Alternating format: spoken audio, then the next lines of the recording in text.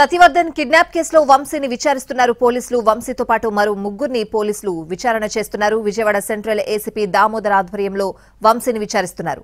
ముగ్గురు నిందితులను ఒకే స్టేషన్లో వేర్వేరు చోట్ల ప్రశ్నిస్తున్నారు పోలీసులు. వంశీని 3 రోజుల కస్టడీకి అనుమతించింది విజయవాడ కోర్టు.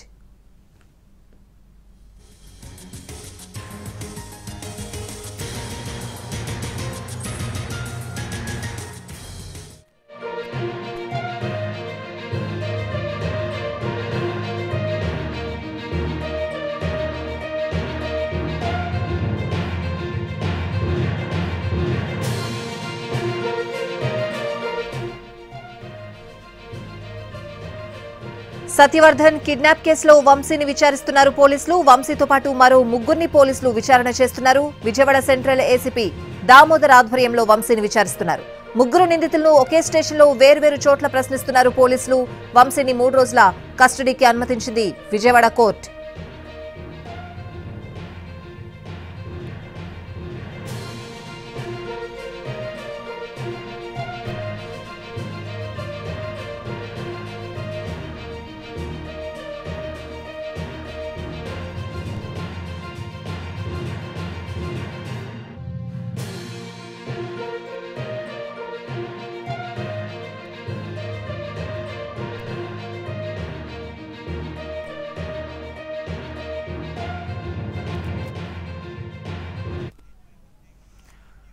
సత్యవర్ధన్ కిడ్నాప్ కేసులో వంశీని పోలీసులు విచారిస్తున్నారు. వంశీతో పాటు మరో ముగ్గురిని కూడా పోలీసులు విచారణ చేస్తున్నారు. పూర్తి అప్డేట్స్ అడిగి తెలుసుకుందాం. మా ప్రతినిధి శ్రీకాంత్ లైవ్ లో ఉన్నారు. శ్రీకాంత్,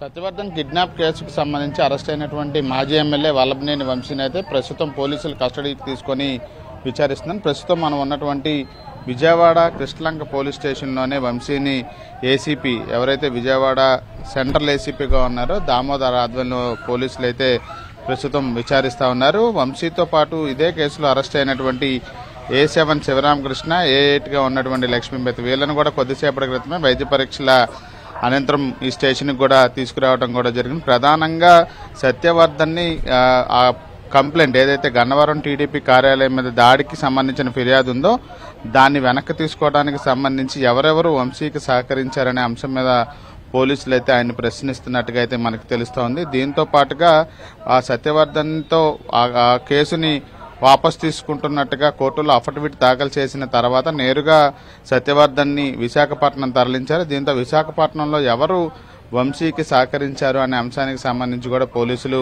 విచారణ అయితే చేపడుతున్నారు. ఇక మొదటి నుంచి కూడా ఈ కేసులో వంశీ అరెస్ట్ అయినప్పటికీ కూడా ఆయన మొబైల్ మాత్రం పోలీసులకు ఇంతవరకు దొరకని పరిస్థితి కూడా ఉంది. దీంతో వంశీకి సంబంధించిన మొబైల్ ఫోన్లో కీలక డేటా అదేవిధంగా కేసుకు సంబంధించి కొన్ని ఆధారాలు కూడా ఉన్నట్టుగా పోలీసులు మొదటి నుంచి అనుమానిస్తూ ఉన్నారు. దీనికి సంబంధించి వంశీ హైదరాబాద్లో నివసించే ఇంటికి వెళ్లి సోదాలు చేసినా కూడా మొబైల్ ఇంతవరకు దొరకని నేపథ్యంలో దానికి సంబంధించి కూడా ఆ మొబైల్ని ఎక్కడ పెట్టారు లేకపోతే డిస్ట్రాయ్ చేశాడా అనే అంశానికి సంబంధించి కూడా వంశీ నుంచి వివరాలు అయితే విచారణలో తెలుసుకునే ప్రయత్నం అయితే చేస్తూ ఉన్నారు. దీంతో పాటుగా ఈ కేసులో ఇంకా మొత్తం 12 మంది కేసులో ఉన్నప్పటికీ కూడా కేవలం 5గురు మాత్రమే అరెస్ట్ అయ్యారు. ఇంకా 7గురు పరారీలో ఉన్నారు. కాబట్టి వాళ్ళు ఎక్కడున్నారు అనే అంశానికి సంబంధించి కూడా ప్రస్తుతం వీళ్ళకు దగ్గర ఉన్నటువంటి సమాచారం వంశీ అదేవిధంగా ఇతర నిందితులకు దగ్గర నుంచి విడివిడిగా అయితే పోలీసులు స్టేట్మెంట్ అయితే విచారణ రూపంలో తెలుసుకుంటున్నారు. అదేవిధంగా ఇప్పటికే కేసుకు సంబంధించి విచారణలో భాగంగా కొన్ని కీలక